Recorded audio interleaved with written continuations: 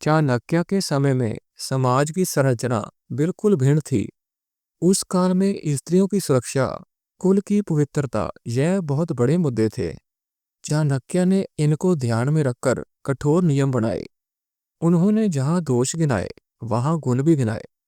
उन्होंने स्पष्ट किया, केवल सुंदरता पर निर्भर करके विवाह नहीं करना चाहिए।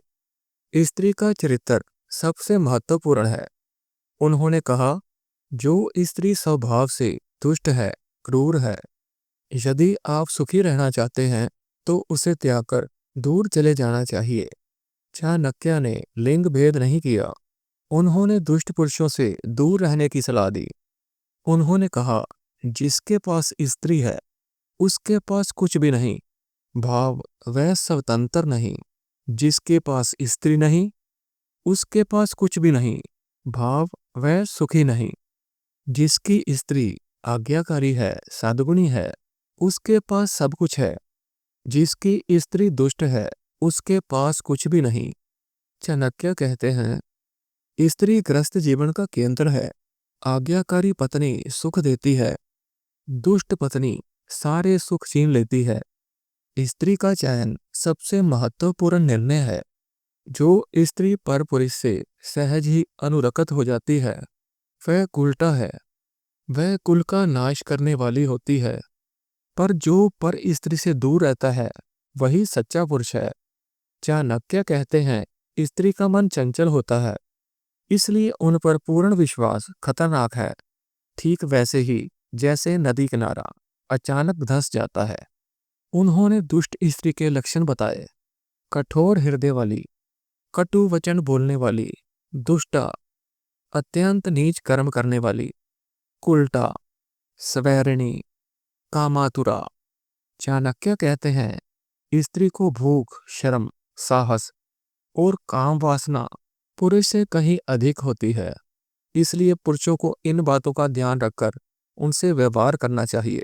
सच्ची पत्नी वो है जो पति को प्रिय वचन बोले, पवित्र रहे, घर में रहे और पति को देवता माने।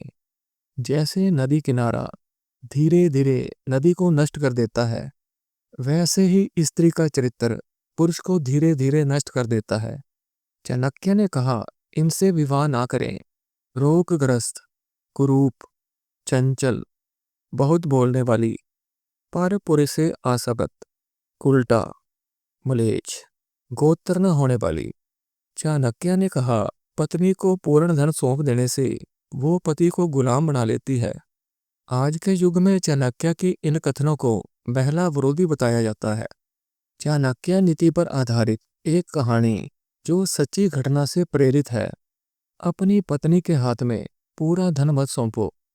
जिस दिन पत्नी के हाथ में तुम्हारा पर्स आ गया, उस दिन तुम घर के मालिक से नौकर बन जाओगे। प्यार करो, इज्जत करो, खुश रखो, लेकिन अपना धन, अपनी ताकत, अपना कंट्रोल कभी मत छोड़ो। तो कहानी ऐसे शुरू हुई। शादी के 6 महीने बाद नेहा ने कहा, मुझे अलग फ्लैट चाहिए, मैं तुम्हारे मम्मी पापा के साथ नहीं रहना चाहती। राहुल ने 1 करोड़ 10 लाख का 3 BHK फ्लैट लिया। वह बेंगलोर के अच्छे इलाके में था। उसने 70 लाख लोन लिया। उसके बाद नेहा ने मांग रखी, मुझे BMW चाहिए, मेरी सभी सहेलियों के पास है। राहुल ने 62 लाख खर्चे और एक कार खरीद ली। 2019 में नेहा ने इंस्टाग्राम शुरू किया। Photoshoot, Dubai trip, Maldives trip, हर महीने गोवा। सब कुछ राहुल के क्रेडिट कार्ड से हुआ। हर महीने 3-4 लाख रुपए खर्च हुए। 2020 में लॉकडाउन आया। राहुल घर में काम कर रहा था। नेहा दिन रात रील्स बनाती, ब्रांड से पैसे लेती, लेकिन जितना कमाती उससे 10 गुना खर्च कर देती। 2021 में राहुल का प्रमोशन हुआ। सैलरी 52 लाख सालाना हुई। नेहा ने कहा, अब बड़ा फ्लैट ले लो, 4 BHK। राहुल ने अपना पुराना फ्लैट बेच दिया। उसमें 60 लाख का नुकसान हुआ। उसने 2 करोड़ 80 लाख का नया फ्लैट लिया और 2 करोड़ 20 लाख लोन लिया। वो हर महीने EMI 2,90,000 देता। उसको सैलरी, टैक्स के बाद 2,80,000 मिलती। वो हर महीने घाटे में जा रहा था। फिर भी नेहा नहीं रुकी। उसके पास 7 क्रेडिट कार्ड थे, सब मैक्स आउट। उसने पर्सनल लोन लिया 35 लाख। उसका कुल कर्जा 2,60,00,000 हो गया। एक दिन राहुल ऑफिस से लौटा तो घर खाली था। नेहा मायके चली गई। वो सब कुछ साथ में ले गई। 55 लाख का सारा सोना, BMW की दोनों चाबियां, घर का सारा कीमती सामान। फिर राहुल को तलाक का नोटिस आया। नेहा ने कोर्ट में कहा, राहुल मुझे मारता पीटता है, पैसे नहीं देता। वह सब कुछ झूठ बोल रही थी। राहुल के पास सबूत नहीं था। सारी लग्जरी लाइफ की फोटो नेहा के फोन में थी। केस 18 महीने चला। राहुल की नौकरी चली गई।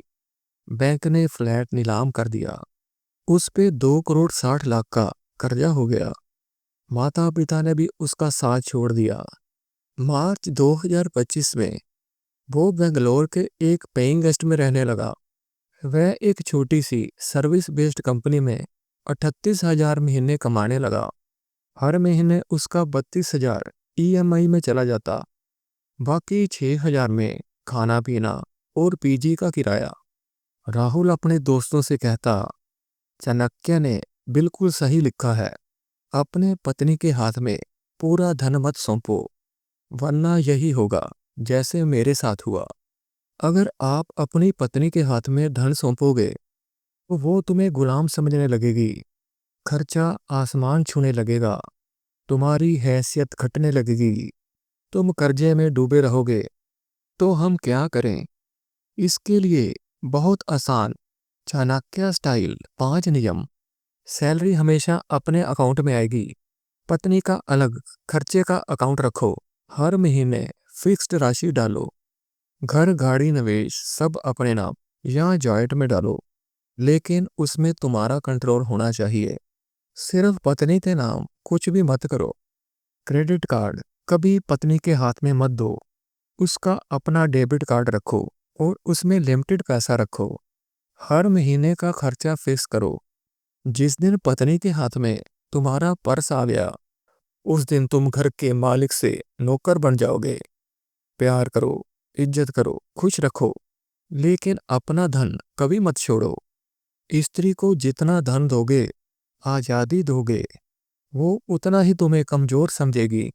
चाणक्य कहते हैं, ज्यादा देना विनाश का कारण है।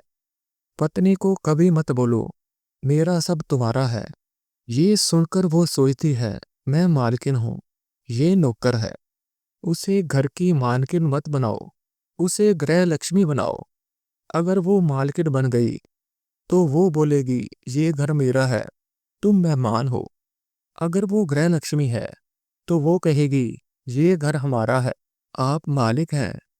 अपनी पत्नी को प्यार करो दिल से, इज्जत दो हक से, खुश रखो हद से, लेकिन अपना पैसा, अपनी प्रॉपर्टी, अपना कंट्रोल कभी 100% उसके हाथ में मत सौंपो। जो पुरुष स्त्री को अपना सब कुछ दे देता है, वह सबसे पहले कंगाल बनता है। चाणक्य कहते हैं, जो पुरुष स्त्री के सामने घुटने टेक देता है, वो जिंदगी भर घुटनों पर ही जीता है। बस इतना ही याद रखो, प्यार करो, पर पैसा और कंट्रोल अपने पास रखो। बाकी सब चाणक्य जी संभाल लेंगे। इतना ही काफी है जिंदगी बर्बाद होने से बचाने के लिए।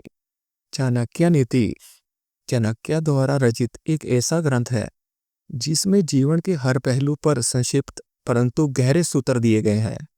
स्त्रियों के स्वभाव, गुण दोष, विवाह, पति पत्नी संबंध, गृहस्थ जीवन में स्त्री की भूमिका, इन पर चाणक्य ने बहुत स्पष्ट कठोर मत दिए हैं। ये मत आज विवादग्रस्त लगते हैं, परंतु चाणक्य का उद्देश्य समाज को यथार्थ दिखाना है, ना कि किसी को प्रसन्न करना।